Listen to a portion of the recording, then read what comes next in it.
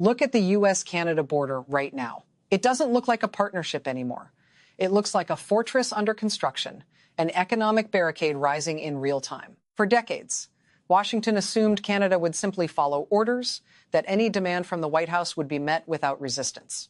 But that assumption shattered this week. When Donald Trump tried to crush the Canadian economy with threats of 100% tariffs and immediate compliance, he discovered that Ottawa no longer plays by the old script. Trump expected submission. He expected a note on his desk by morning, a surrender neatly wrapped and delivered without a fight. Instead, Mark Carney flipped the board entirely.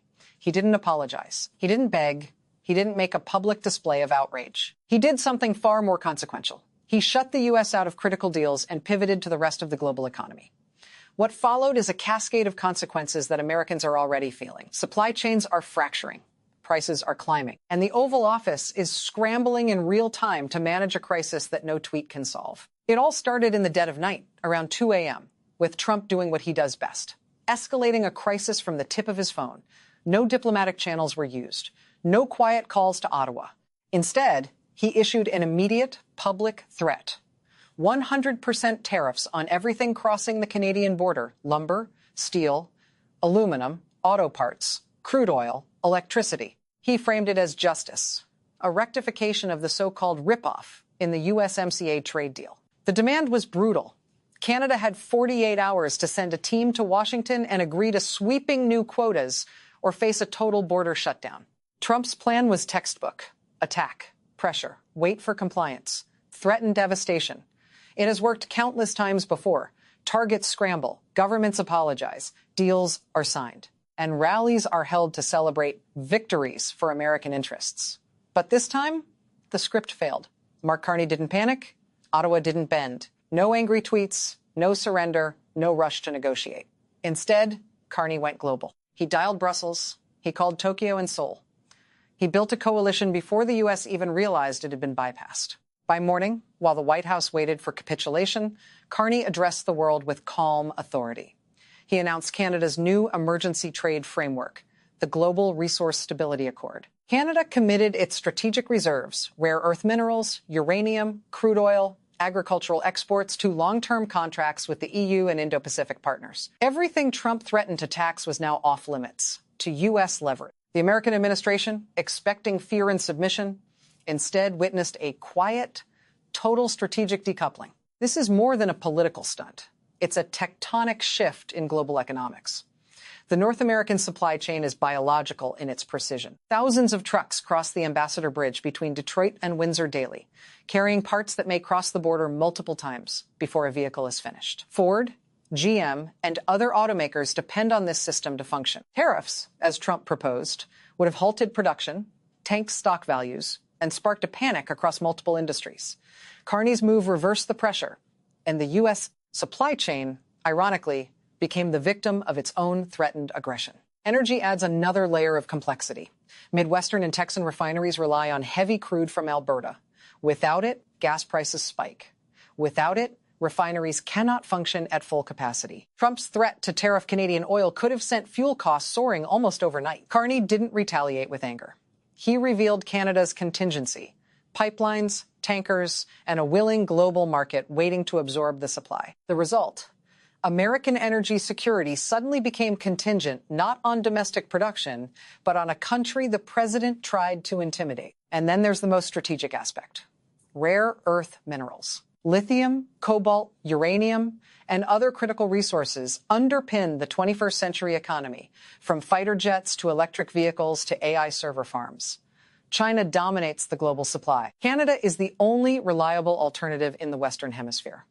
By locking these resources into contracts with Europe and Asia, Carney effectively cut the U.S. out of the most important resource race of the century. What Trump saw as leverage, Carney transformed into a long-term shield for Canadian sovereignty and global alliances. Wall Street reacted immediately. The opening bell revealed the reality Trump didn't anticipate: red screens everywhere.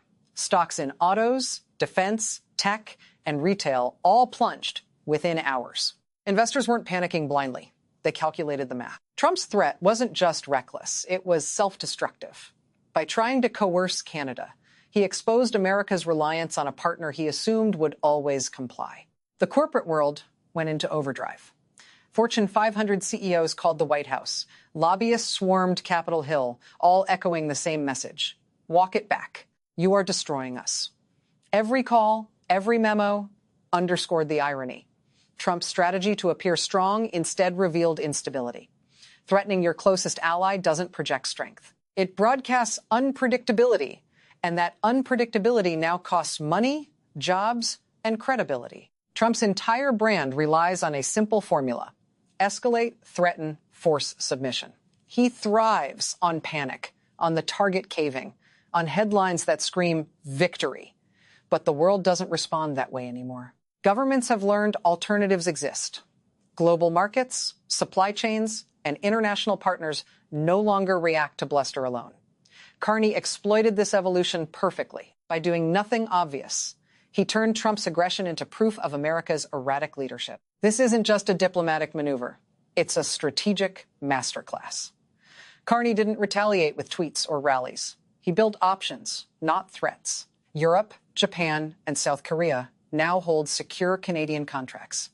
They don't need the U.S. to deliver. The leverage Trump believed he had evaporated in less than 24 hours. He is trapped between backing down, which would shatter his strongman image, and moving forward, which could trigger economic collapse at home. The implications reach far beyond economics. This is about credibility, trust, and alliances. If the U.S. can't maintain a stable relationship with Canada, why should Germany, Japan, or South Korea trust it? Global planning now excludes American contingencies, choosing reliability over raw rhetoric. Trump's America First philosophy is showing its limits. Without cooperative partners, America risks isolation. Carney demonstrated that strategy and competence outmatch threat and impulse every time. For Canadians, this is sovereignty in action. Their economy no longer hinges on Washington's whims. Carney diversified markets, secured critical resources, and insulated the country from unilateral pressure. For Americans, the lesson is immediate and personal. Rising costs at the grocery store, higher prices for homes, cars, and energy. Supply chains, once invisible to daily life, now touch every household in a tangible, unavoidable way. Trump's potential responses paint three stark scenarios. Scenario 1, quiet retreat. Corporate pressure and market data force him to back down while claiming fictitious concessions. The damage, however, remains. Canada's new global contracts stand, permanently reducing U.S. leverage. Scenario 2, escalation. Ego and pride push him to enact tariffs, triggering immediate retaliatory measures from Ottawa. Certain U.S. industries, particularly in swing states, would face targeted strikes, causing rapid economic pain. Scenario 3, permanent realignment. Canadian contracts normalize, decoupling critical supply chains from the U.S., permanently creating an economic island isolated from former allies. The long-term stakes are undeniable.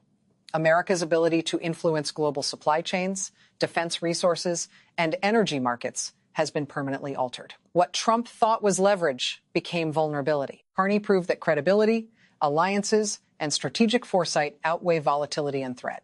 Yelling louder does not equal power. Options and foresight do. And in this case, Canada now holds every option, while the U.S. is left to reckon with the fallout. Mark Carney, in effect, became the ultimate counterweight to Trump's tactics. He doesn't play by Trump's rules. He understands systemic economics, global finance, and long-term consequences in ways the White House cannot. Pressure, when wielded wisely, becomes power. Pressure, when wielded recklessly, becomes self-inflicted chaos. The difference is stark, visible, and unfolding in real time across markets, industries, and households. And for the American public, it is more than abstract geopolitics. The cost is immediate and personal. Lumber shortages push housing prices higher. Auto parts disruption makes vehicles more expensive. Energy market anxiety increases gasoline bills. Jobs tied to cross-border supply chains face uncertainty. Every household feels the ripple effect of Trump's overreach, a reminder that global strategy cannot be improvised in tweets at 2 a.m. Ultimately, this is a story of contrasts. Impulse versus strategy, threat versus options, rage versus foresight. Trump escalated, Carney neutralized. Trump demanded obedience, Carney diversified markets. Trump gambled on fear, Carney leveraged stability. And as the dust settles, one truth becomes undeniable: competence, calm, and calculated action consistently outlast chaos, bluster, and coercion. Carney didn't just protect Canada. He reframed the rules of North American geopolitics entirely.